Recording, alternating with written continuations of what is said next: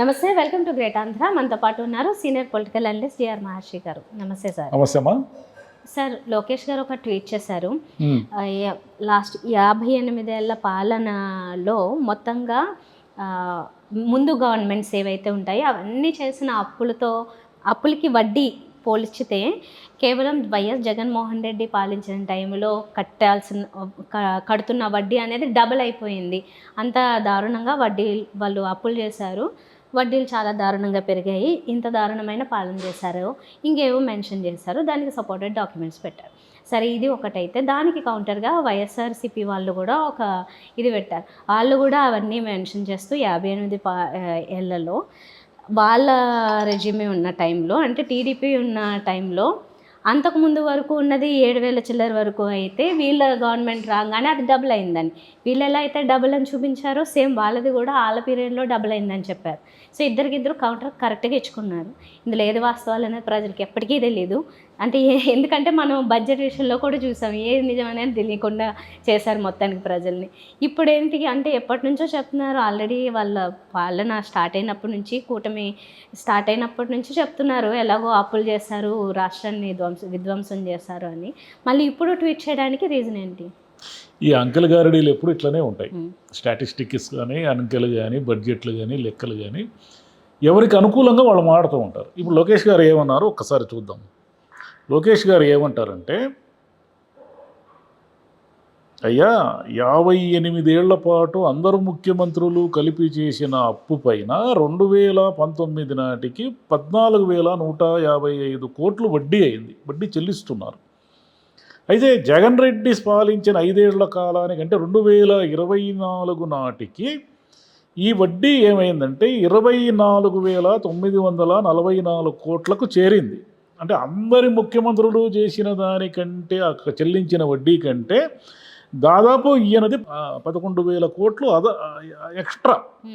కాబట్టి ఈ ఆర్థిక విధ్వంసానికి ఇంతకు మించిన నిదర్శనం ఏం కావాలి అనేది ఈయన పాయింట్. వైసీపీ వాళ్ళ కౌంటర్ ఏమంటే, అయ్యా 2014-19లో మీరు అధికారంలోకి వచ్చారు కదా, 2013-14 నాటికి, అంటే అంతకుముందు మీరు చెప్పారు కదా 58 ఏళ్ల పాటు ముఖ్యమంత్రులు చేసిన వాళ్ళు కట్టిన వడ్డీలు ఏంటంటే 7,488 కోట్లు. ఇది 2013-14 నాటికి. అయితే మీరు దిగిపోయే నాటికి అదే వడ్డీ 15,342 కోట్లు అయింది, డబుల్ అయింది. మరి మీరేమి సాధించారు అనేది వీళ్ళ క్వశ్చన్. ఇక్కడ విషయం ఏమిటంటే, ఎవరు సాధించారు ఎవరు సాధించలేదు అనే దాన్ని మనం పక్కన పెడితే, లోకేష్ గారు ఇప్పుడు ఈ గణాంకాల గురించి మాట్లాడకూడదు. ఎందుకు మాట్లాడకూడదు అంటే, మీకు అని తెలిసి మీరు అధికారంలోకి వచ్చారు. మీరు అక్కడ అంత ట్రాన్స్పరెన్సీ ఉంది కదా. మీరు ఏం చెప్పారు జనానికి? జగన్ ప్రభుత్వం విపరీతంగా అప్పులు చేసేసింది, 13 లక్షలు 14 లక్షల కోట్లు అప్పులు చేసేసింది. మరి ఈ ఆర్థిక విధ్వంసాన్ని మేము వస్తే సరిచేస్తాము, మేము వచ్చి సరిచేసి ఈ ఆర్థిక విధ్వంసాన్ని సరిచేసి మీకు మేము చెప్పిన పథకాలన్నీ ఇస్తాము అని మీద మీరు అన్నారు. అనే కదా మీరు అధికారంలోకి వచ్చారు. మీ మాటలు నమ్మి విశ్వసించే కదా జనం మీకు ఓట్లు వేశారు. మళ్ళీ ఇప్పుడు ఎందుకు మాకు ఈ గణాంకాలు, మాకెందుకు ఈ లెక్కలన్నీ కూడా? ఎవరు ఇప్పుడు అప్పులు ఎవరైనా ఊరికే ఇస్తారా? ఒక 100 రూపాయలు కూడా ఎవరు అప్పు ఊరికే ఇరు కదా. ఈ కాలంలో 2 రూపాయలు వడ్డీ తీసుకుంటారు. లేదా మీకు ఇచ్చే వాళ్ళంతా ఎవరు? ఏ రిజర్వ్ బ్యాంక్ నుంచో, ఇంకో చోటు నుంచో, ఏ ఫైనాన్షియల్ ఇన్స్టిట్యూషన్స్ నుంచో, ప్రభుత్వ సంస్థలే కూడా కావచ్చు, ఎక్కడో ఒక చోటు నుంచి, వరల్డ్ బ్యాంక్ నుంచో, ఇంకో బ్యాంక్ నుంచి మీరు అప్పులు తెచ్చుకుంటారు. ఏ ప్రభుత్వమైనా ఆ ప్రభుత్వానికి షరతులతో కూడిన అప్పే కదా ఇస్తారు ఎవరైనా. వడ్డీ అనేది మస్ట్ కదా. ఇంకా దాంట్లో మనం ఏం మాడగక్కర్లేదు. అంటే 3 నెలలకో 6 నెలలకో 1 ఇయర్కో ఒకసారి మీరు చేసిన ఈ అప్పులు ఇన్ని వేల కోట్లు, ఇన్ని లక్షల కోట్ల అప్పులకు గాను మీరు వడ్డీ చెల్లించాలి అనే షరతు మీదే ఇస్తారు. అదేమి చిన్నపిల్లలకు కూడా తెలుసు కదా. చిన్నపిల్లలు 10వ తరగతి 8వ తరగతి చదివే పిల్లలు కూడా ఈ వడ్డీ లెక్కలు వాళ్ళ స్కూల్ పుస్తకంలో ఉంటాయి కదా. దానికి మనం కొత్తగా తెలుసుకునేది ఏముంది దాంట్లో?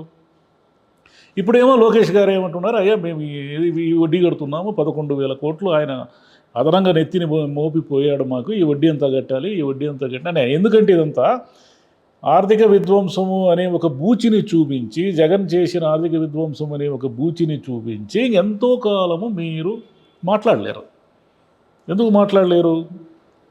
మీరు అవన్నీ చెప్పే కదా అధికారంలోకి వచ్చారు. లోకేష్ గారు కానీ, వాళ్ళ నాన్న చంద్రబాబు నాయుడు గారు కానీ, పవన్ కళ్యాణ్ గారు కానీ, లేదా బీజేపీ నాయకులు కానీ, కూటమి వాళ్ళందరూ ఏం చెప్పారు?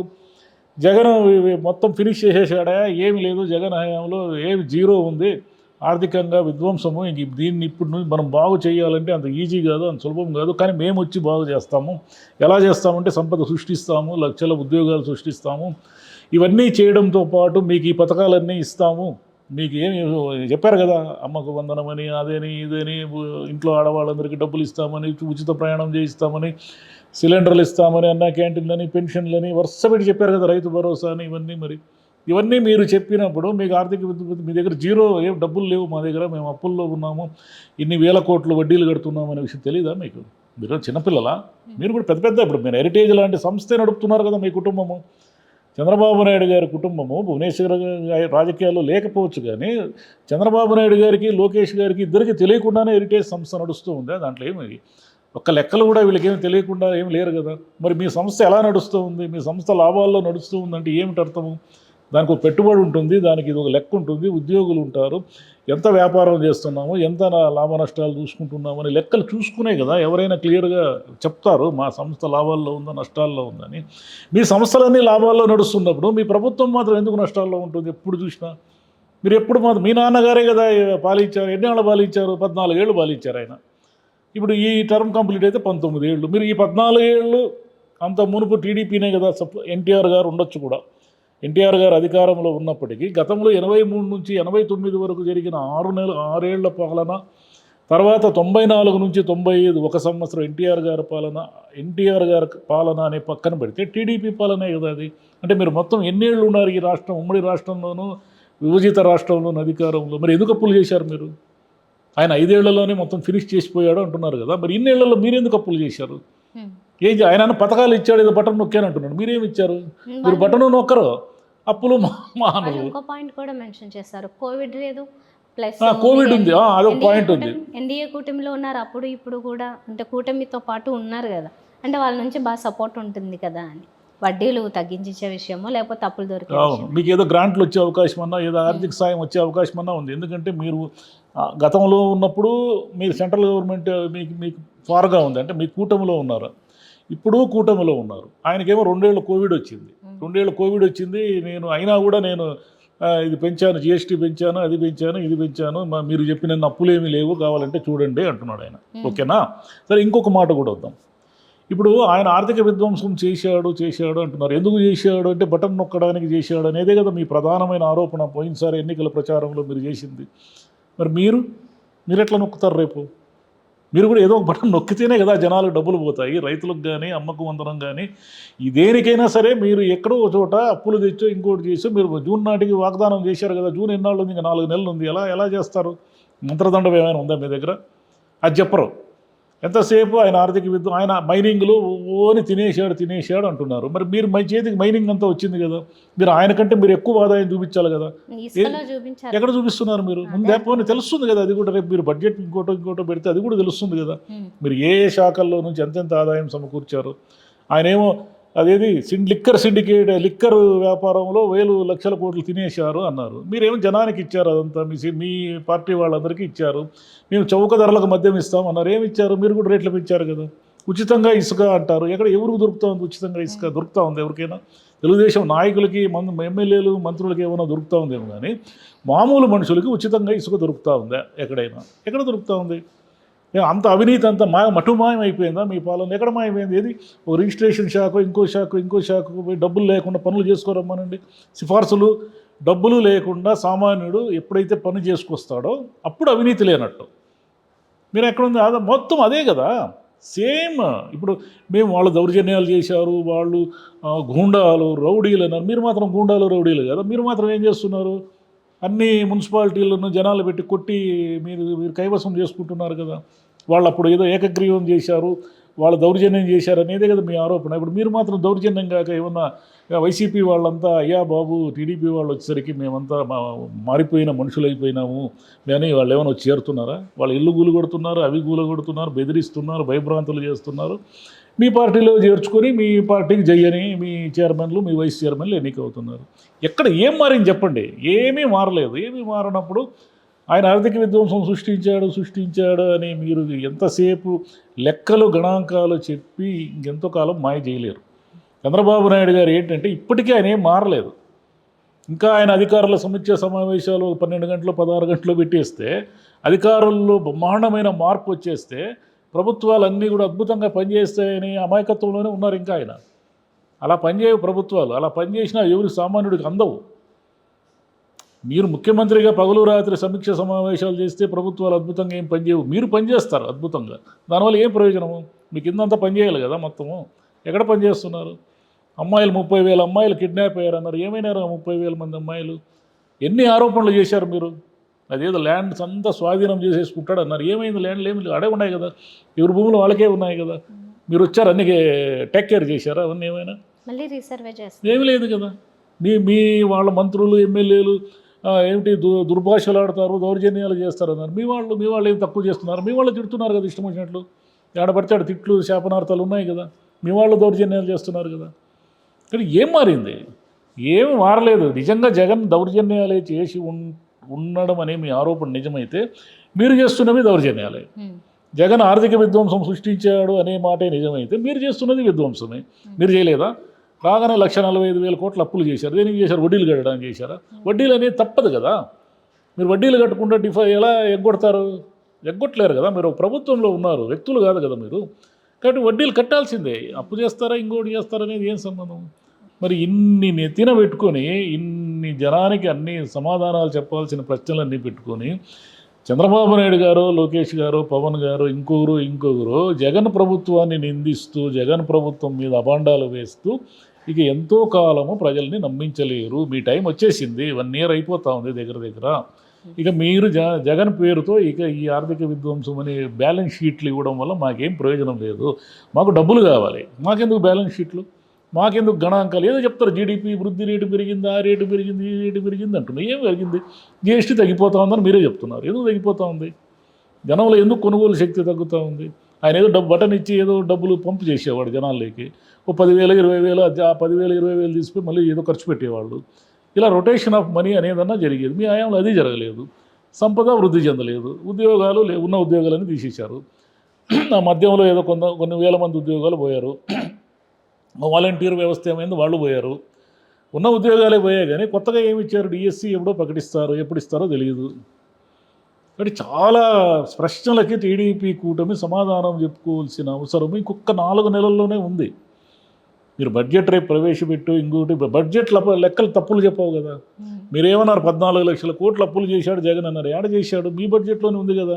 ఎన్ని లక్షల కోట్లు ఉన్నాయి అనేది మీరే చెప్పారు కదా. అదేమి మీ కాగితమే కదా, సృష్టించిన కాగితం కాదు కదా.